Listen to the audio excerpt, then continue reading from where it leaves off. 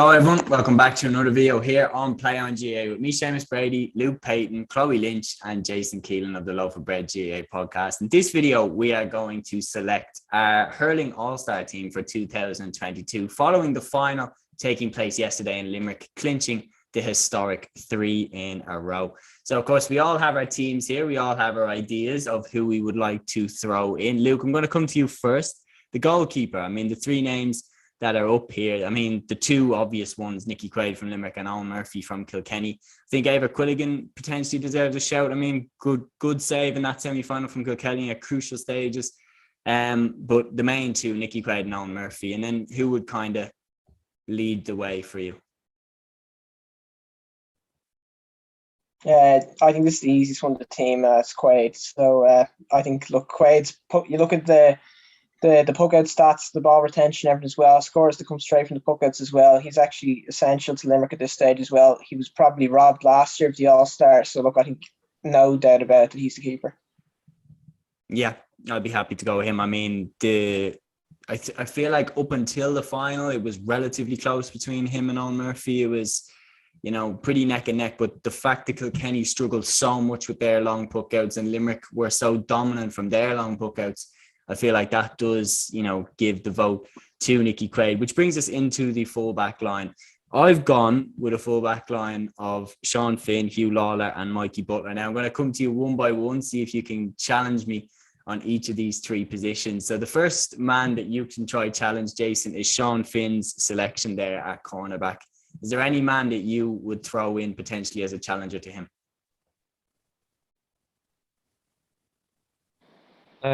For that position, probably not. Sean Finn has had a bad game since probably 2016, probably, or even before that. It's very hard to argue with having him in. The same with Hugh Lawler. The only one I think of what is the other side would be Barry Nash. But other than that, don't worry, Nash. I don't know Nash if there's many arguments to be made for. Oh, he's in our. Oh God.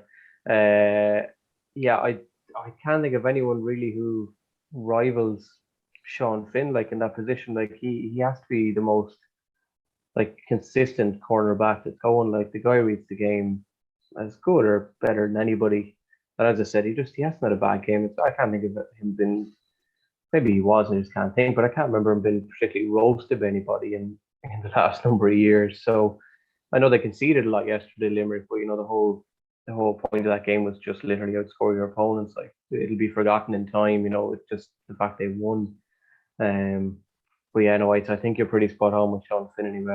I'm not going to argue against that one for sure. I will argue against the Lorcan Dolan one earlier, but not against the Sean Finn. So, all right, Chloe, Hugh Lawler, in for you or no? It's a hard one. For me, I kind of agree everything what Jason said. Finn just outperformed every time. Again, didn't have a bad match. He was just on the ball every time that he just put on that jersey and came in. Obviously hurling is way more of a tougher game compared to likes of football, and it has to go to Sean for me. Yeah, no, but Luke, Mikey Butler, Hugh Lawler, both in for you?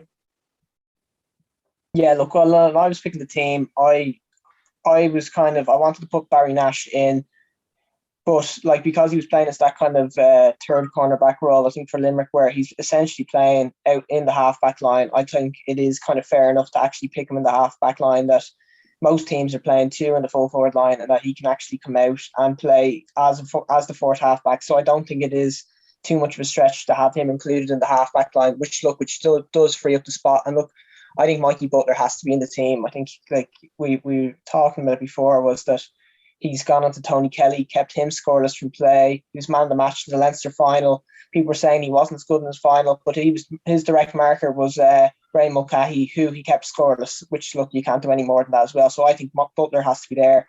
And I think Lawler's the best fullback in the country as well. So I'd have him in there too. So yeah, that's my fullback line as well. Yeah, absolutely agree with you there. Lawler for me, Peter Duggan alive in that semi-final. Duggan didn't get a strike off him. And Mikey Butler as well just took everyone out of the game that he was marking. Tony Kelly was on for Hurler of the Year. And then Mikey Butler goes on to him, and that's the end of that. So, I mean, you can't really argue against Mikey Butler, in my opinion. I think he walks into the team. The half-back line, I'm going to let you select this one. So, no pressure. Jason, I'll come to you first for this one. Who's the first name you'd have in the half-back line?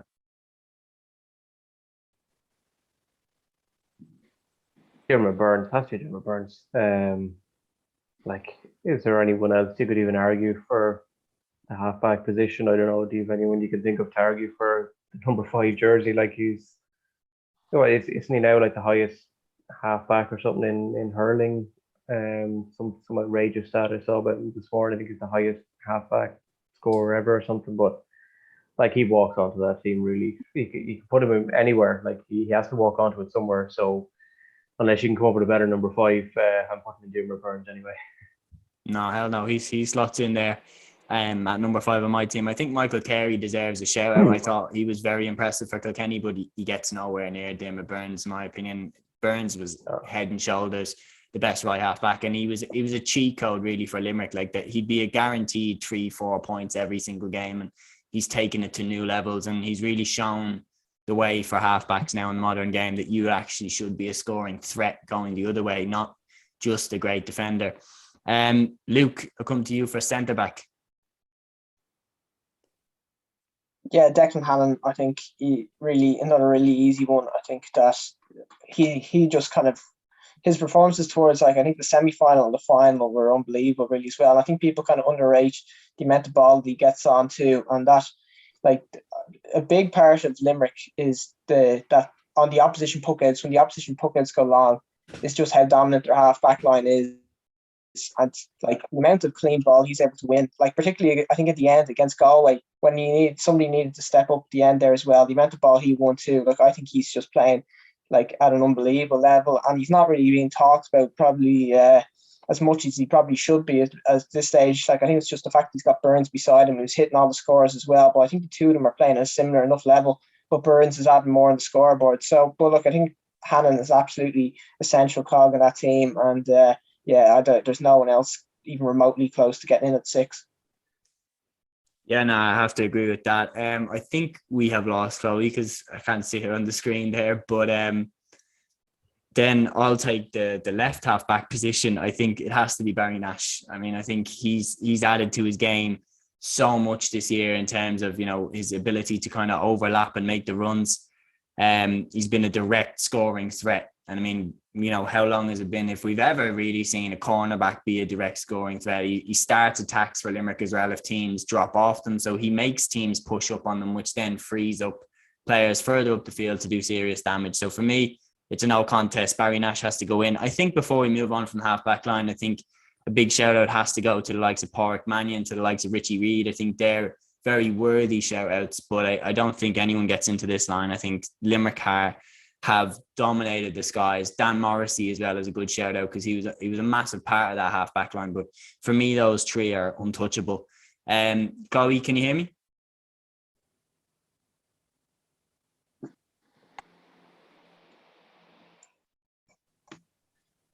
Okay, we will move on from that and we'll move to the midfield now. So there was a general there for Limerick in the midfield for pretty much every game. And I've compared him. He's like the Roy Keane of this team. He's the absolute general. Will O'Donoghue, Jason, for you, a shoe-in? Yeah, I was a bit surprised that I don't know the team offhand, but I think the Sunday game lads left him off the team of the year. Which I thought was a bit of a surprise. I know Adrian Mullen was very good. I know Dave Fitzgerald was the other one. I think I didn't see all the Sunday game, but I was a bit stunned that they could leave him off. Like he's such a controlling kind of presence around the middle, and a lot of they often say in hurling, sometimes the midfield is a bit redundant because the ball tends to go over their head so much. But with Limerick, because of the style that they play, where they work it forward so well, he's central to it all. And I was a little bit, I don't know, did they just do it just to create a little bit of chat and controversy or whatever? But to leave him out, I thought was a bit bit rich. Like I know there's a lot of Limerick lads on the team, but like sure, you're from Dublin, you know what it's like to have like 14 lads out 15 on an all-star team. Like it's not the end of the world. Like if they deserve it, they deserve it. And I think to leave them out was a bit harsh. Now in saying that, do you leave Adrian Mullen out? Do you leave Dave Fitzgerald out? Like they're both very good, but you have to put in Will O'Donoghue. I can't grasp what the lads in studio and RT were thinking leaving him out, but yeah, he's a shoe-in definitely for me. Yeah. All right. Yeah, so that brings us on to then the next man in the midfield pairing there. Of course, me personally, I went with Joseph Cooney. I thought, look, Cooney had been magnificent for Galway throughout the championship. He had been in almost kind of hurler of the year form, but two very strong candidates there in David Fitzgerald from Clare. Adrian Mullen, I would argue we could look at him maybe as more of a forward, but who knows really. Chloe, if you can hear me, we will come to you for the second midfield option. Joseph Cooney, hello. David Fitzgerald.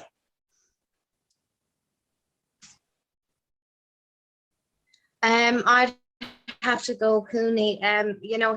He's won that another absolute great performance. Unlucky that unlucky Galway didn't make it to the final, but he's one performance that really shined for me. I think it's again unlucky that they didn't get where they want, but I think he's definitely an honourable mention in this team. Yeah, I think Cooney goes in there at number 9 for me, which does bring us on to the final part of the team, the forward line. So, I mean, flicking through the names here, we've got Gearóid Hegarty, Tony Kelly, Shane O'Donnell, Kyle Hayes, Adrian Mullen, Seamus Flanagan, TJ Reid, Aaron Galan. Lee Chin, I think, is a really good shout as well. I mean, that game where Wexford played, he just come back into the side. He stood up and was an absolute, hero that day in Kilkenny and really pushed them over the line. And then he was magnificent against Clare as well up until, Wexford completely fell apart in that second half. In those 10 minutes, I thought Chin was leading the way up to that point. But there is one man above all else, that performance in the final, Luke, which on its own pretty much gets him into the team. Gearóid Hegarty. Yeah, look, I don't think anybody would dispute that. I think that he's an absolute banker there at 10, and it's probably the easiest selection I think in that forward line. So look, there's no arguments with that whatsoever. And if I could suggest maybe one more, I want to get Kyle Hayes in as well. So I'd like to have him centre forward as well. Yep, I'd be happy to go with them too. Which then left half forward, Jason, who fills out the half forward line? Yes, I try and think back. I think your T lad picked Shane O'Donnell, which, the guy is, fantastic when he burst onto the scene with that hat-trick. It seems like all those years ago now, but the other kind of surprise for me, along with leaving they left out Will O'Donoghue, was the fact that they left out Seamus Flanagan. I don't know. I just think he's class. Maybe I'm seeing, or I don't know, believing too much about him, but I just think he's phenomenal. Like he's got everything you want in a forward. He's Gearóid Hegarty is that kind of superstar next level sort of thing. But Flanagan hasn't done a whole lot wrong. Always contributes. As Luke was saying that Mulcahy was taken off yesterday because he was so tightly marked and wasn't able to get free, whereas Flanagan seemed to find a bit of space that Mulcahy wasn't kind of able to. So I would put in Flanagan. I know, positionally, he's a bit anywhere in the forwards. They chop and change as they want, but I'd stick him in there. Now leaving out Shane O'Donnell is heartbreaking for me. I'm a big fan of him, and he's such a sound guy. I've met him before. I'd be more inclined to, I don't know. I'm not one for positions generally, but to fit in Tony. I had Tony in corner forward in mind, just for the sake of trying to fit in, a bit like my football team. I don't care too much about positions. You can play anywhere. You're not stuck in the same 6x6 box, on a pitch. You're everywhere. So I'm going to put in Flanagan at 12, just for the sake of being annoying as well, same as the RT lads were. So all right. So Seamus Flanagan is in, which brings us to the full forward line, and that we're in a position now where we're gonna leave out a big dog or two. The names we have left in here We've Tony Kelly left, Shane O'Donnell left, Adrian Mullen, TJ Reid, Aaron Galan. I mean, I'm going to put forward the first one. I'm going to put it to you, Chloe. The one that I think above all else that has to be in is Aaron Galan. And the reason I'm putting in Galan is he's honestly my hurler of the year pick. I think he's just been an absolute machine this year. Galan surely has to be in. I agree to an extent, but for me, I'm putting in TJ Reid. Absolutely, like he scored 9 in the final. I know it didn't go their way, but his stats, his career speaks for himself. Absolute legend for the Cats. The day he calls it a day, obviously Kilkenny will be very sad, but we agree TJ Reid is, even though I'm 50-50 on this one, but I'm leaning towards TJ. Yeah, so TJ, and then, oh my God, Luke, I don't envy you right now. Tony Kelly, Adrian Mullen, Conor Whelan is another name. Carl Mannion, Joe Moore at you. Who gets in? Well, have we confirmed that Galan's in the team at 13 then, have we? You want to leave Galan? I think so. Yeah, we've confirmed that already. So with Galan at 13, TJ Reid at 14, I think we move, if we can say that we can move Flanagan to the full forward line, and then I'd put in Adrian Mullen at 12 and leave Tony Kelly out of the team. Wow. Okay. We're leaving the boy wonder out. Yeah, I'd feel better. I'd feel better with all those 6 in the team over Kelly, just based on performance. I think if you base in the first 2 games of the season, I think Kelly looked like he was going to be an absolute sure thing. Then the next day out as well. Yeah, against Wexford, he finished strongly where he hit 3 points in the last 10 minutes. But up to that, it was a poor enough game. I think he'd been taking off the freeze and everything as well. And then the semi-final, just like it was as quiet a game as he's had. He was completely kind of kept out of it by Mikey Butler, and he was taking off the freeze as well and stuff too. And that just kind of soured it a little bit for me, those last 2 games. And look, I think based off that, I couldn't possibly have him over Adrian Mullen based on what Adrian Mullen did so far this year. Yeah.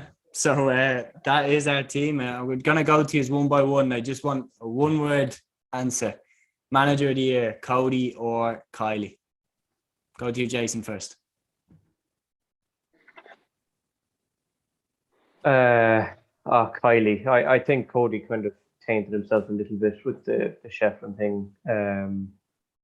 It's a bit rich, Chloe was saying, when TJ Reid hangs up his boots, it'll be a sad day, will Cody not shake hands with him then? It's just the way it's kind of gonna go. I like Kylie. I just like the whole Limerick setup. I like the way McManus is involved. I like the kind of community that they've got going. He brought them out there to meet, Woods and all the golfers and stuff. I like Kylie. There's something, he's very tactically astute. Yeah, I'm going to go with Kylie. Yep. Luke? JP McManus.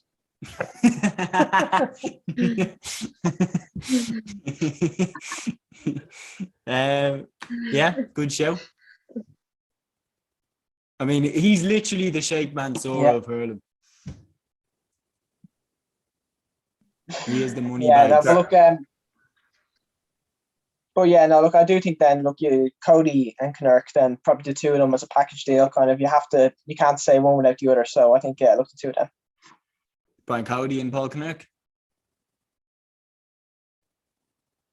No, wait, sorry, Kylie and Kinnerk. Kylie and Kinnerk. All right. Cody and Kinnerk would be good too, that way. Chloe? For me, I have to go Kylie. Even though, Brian Cody, absolute legend for the Kilkenny again, but he's keeping it old school. Like, he's not trying to rejuvenate that team anyway. Ever since Limerick has started this 3-0, they've kind of, it's not the confidence of Brian, and I'd say the whole Kilkenny team, because they used to come in throughout the years, be like, here, we've got this in the bag.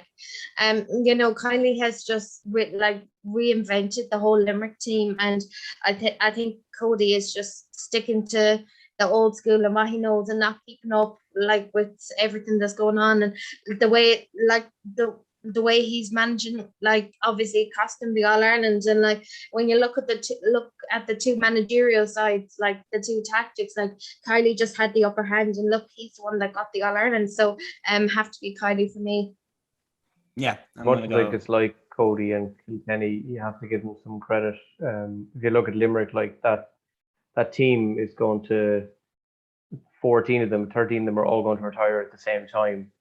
Whereas for Kilkenny, the raft of ages that Cody has brought through, he's got young and old there, whereas, you know, it's just Quaid and Mulcahy essentially on the main 15. So you have to give Cody some credit, as much as I dislike him, and Kilkenny and everything to do with Kilkenny in general. You have to give him some kind of credit as well for all he's achieved, even though, you know, he's been not found out. I wouldn't say found out, but Kilkenny's been caught out, you know, a few times in the past couple of years. So as much as you can give, you know, the iron fist and all that and everything, there's a little bit of them that's maybe not caught up entirely with the way the game is played today. Like Limerick, you know, there were patches yesterday where, as high scoring and brilliant end-to-end as it was, there were patches where Limerick just literally bullied them. Like in Hegarty's goal was an example. Like he just powered his way past people. Like Kilkenny don't massively have that. And yeah, I don't know. I'm very much a Kylie fan anyway. It's just the way I am. And I suppose not liking Kilkenny is a big thing as well. I think the highlight though of that team is the fact that Chloe picked a Galway man at midfield. That is the ultimate highlight. You're not going to stop holding that against me. I was born in Galway, and I've said it before. I do have a bit of a love for Galway, but the fact that I only love Galway when it comes to hurling. Yeah, never mind the football now. Joe Cooney in the middle is just it's something to behold. I think there should be a whole video dedicated to Chloe putting Joe Cooney in midfield. But the lads we've left out though, like we've left out a team of 15, I'd say that could win all stars as well though if we looked at it. Oh yeah, wait, Chloe, I have a question for you then. I have a question for Chloe. Who do you want to win the All Ireland next weekend? Galway or Kerry? Oh God. I know the answer to this already. Kerry, I never thought I'd say the words out my gob. Kerry for Sam. Absolute. Both, even though look, they've given us an annihilation this year. For me, that like I wasn't even born. And I say you weren't born the last time Galway won in All Ireland 21 years ago. They're literally you know, they're just Galway. You have to look at it, right? Galway are coming in with absolutely no experience for 21 years, right? Kerry have been the dominant one throughout, and even though both teams have given us absolute annihilation, I'll be wearing the green and gold on Sunday. Right. I don't know how we ended up talking about the football final. Edit that out.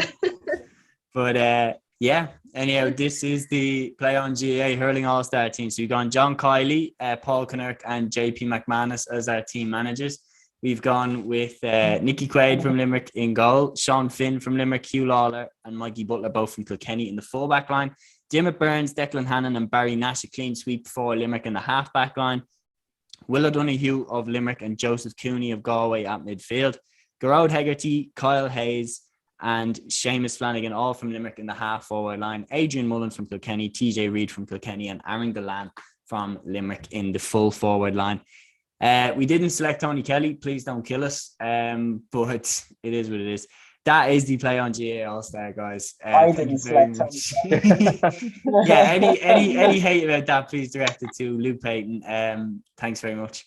And yeah. At Luke Peyton. I can't believe we didn't pick Tommy Doyle in that team. That is shocking. Gillian Doyle and Tommy Doyle did not make that team. Two Westmeath men should have been on that team. Anyway, Joe Fortune should have been manager of the year. No, we're all right, thanks.